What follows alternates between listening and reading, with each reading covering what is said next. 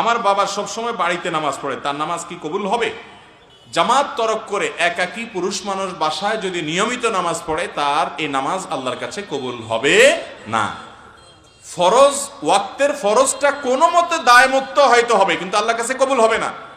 এক হাদিসে আসছে, লা সালাতা লিজারিল মসজিদি ইল্লা ফিল মসজিদি, যে ব্যক্তি মসজিদের প্রতিবেশী অর্থাৎ মসজিদে যেতে পারে, সে বাসায় নামাজ পড়লে নামাজ হবে না। অনেক মুরব্বী আছে এক যুক্তিতে বাসায় নামাজ পড়েন, সেটা হলো বলে যে কার পিছনে নামাজ পড়ো, দুনিয়াতে মানুষ আছে নাকি? ওনারা সব ইমাম সাহেবদেরকে মনে করেন এরা তো আর খারাপ মানুষ, এদের পিছনে নামাজ পড়া জায়েজ নাই।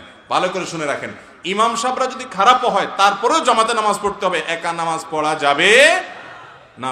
একা নামাজ পড়া এটা ভুল, কারণ সালাতুল জামাআতে তাফদুলু সালাতাল ফজর বি87 দারাজা, হাদিসে আছে একা নামাজ পড়ার চাইতে জামাতে নামাজ পড়লে 27 গুণ বেশি সওয়াব হয়।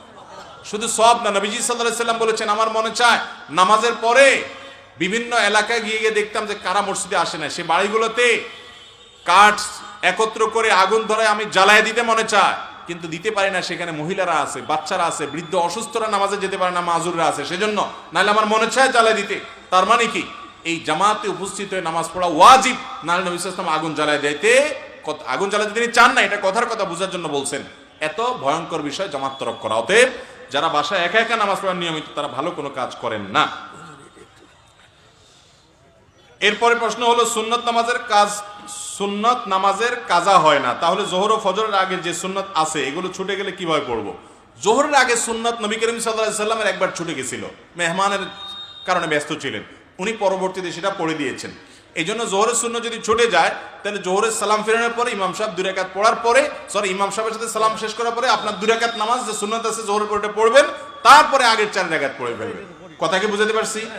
আর ফজরেরটা কখন পড়বেন? ফজরেরটা সবচেয়ে উত্তম হলো, যদি কোনো কারণে ফজরের আগে পড়তে না পারেন, জামাত দাঁড়া গেছে, জামাতে শামিল হয়ে গেছেন, তাহলে আপনি ফজরের জামাত শেষ সূর্য ওঠার 15-20 মিনিট পরে ইশরাকের ওয়াক্ত তখন পড়বেন, এটা হলো সবচেয়ে ভালো। ফজরের পরপর পড়াকে অনেক ওলামা কেরাম জায়েজ বলেছেন, কিন্তু অনেকে এটা নিষেধ করেছেন, কারণ হাদিসে আসছে ফজরের পরপর কোনো নামাজ নাই। এই জন্য সবচেয়ে উত্তম হলো সূর্য ওঠার 15-20 মিনিট পরে গিয়ে পড়া, তাহলে নির্ভেজাল এবং মতপার্থক্যের ঊর্ধ্বে আপনি উঠে গেলেন।